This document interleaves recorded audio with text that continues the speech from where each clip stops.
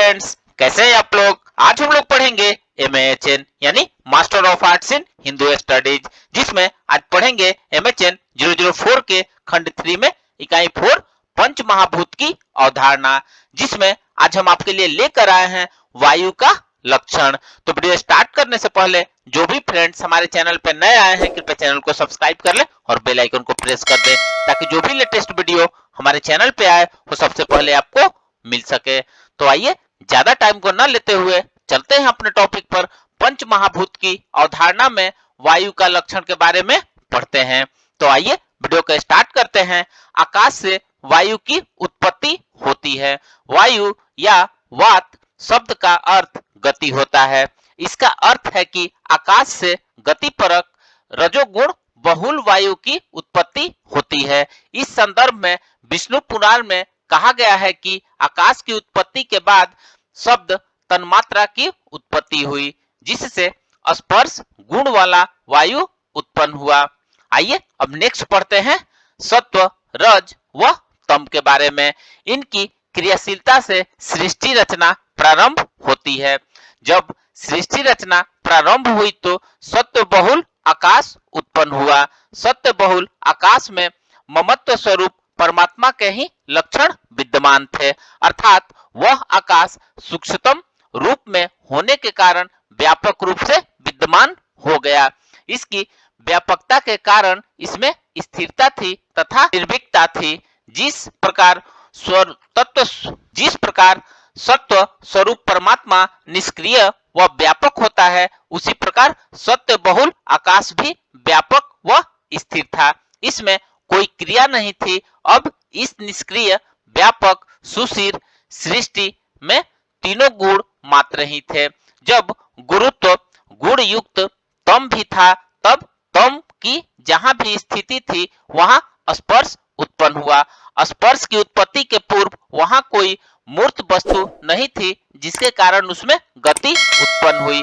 यह गति रजोगुण की थी। इस प्रकार इस गति का नाम वायु रखा गया।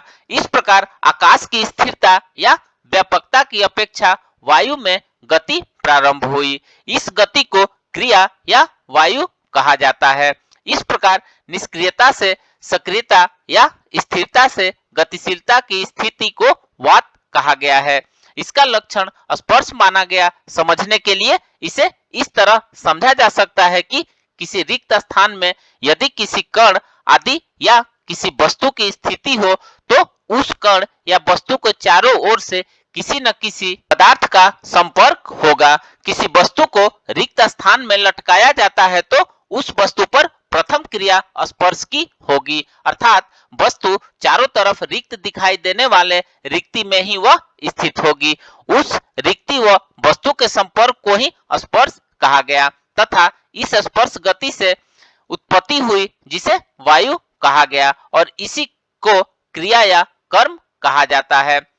अपाकज तथा अनुशीत स्पर्श गुण वायु में होता है। यह वायु स्पर्श लक्षण वाला होता है तथा त्रियक गमन करने वाला होता है। तेज अर्थात अग्नि के संयोग से विशेष को पाक कहा जाता है तथा इस पाक के द्वारा जो उत्पन्न होता है उसे पाकज कहा जाता है। जैसे पृथ्वी जो द्रव्य के बिना अग्नि संयोग के उत्पन्न होते हैं, उन्हें अपाकज कहा जाता है। वायु की उत्पत्ति में अग्नि संयोग नहीं होता है, अतः इसका लक्षण अपाकज कहा जाता है। अपाकज कहने का यहाँ तात्पर्य यह है कि वायु के स्वलक्षण स्पर्श को स्पष्ट करना, क्योंकि स्पर्श में दो प्रकार की सृष्टि कारण या तो शीत स्पर्श का ज्ञात होता है या उष्ण स्पर्श का ज्ञान होता है। इसी को यहाँ स्पष्ट किया गया है कि यह अपाकज है।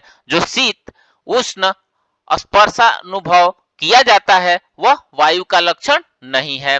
वायु का स्पर्श अनुसरण शीत होता है, अर्थात केवल स्पर्श मात्र का होना ही वायु का लक्षण है। शीत व उष्ण स्पर्श क्रमशः जल व अग्नि के हैं। आयुर्वेद में इसको और भी स्पष्ट किया गया है। वायु योगवाही होता है। सूर्य की उष्णता से युक्त होने के कारण इसका स्पर्श उष्ण तथा चंद्रमा की शीतलता के कारण इसका स्पर्श शीत होता है। यह गतिपरक होता है। जब प्रकृति वायु, अग्नि व जल में गति प्रदान कर शरीर से संयोग करता है तो शीत उष्ण का अनुभव होता है। इसका लक्षण तो स्पर्श मात्र है। वायु में स्पर्श, संख्या, परिमाण, पृथकत्व, संयोग, विभाग, परत्व, अपरत्व तथा संस्कार, ये 9 गुण होते हैं। इसमें रूपत्व गुण नहीं होता है, अतः इसका चाक्षुष प्रत्यय नहीं किया जा सकता। तो फ्रेंड्स, इस प्रकार से आज हमने पंच महाभूत की अवधारणा में वायु के लक्षण के बारे में पढ़ा। तो मिलते हैं एक नए वीडियो के साथ में, तब तक हमारे चैनल पे बने रहिए। धन्यवाद।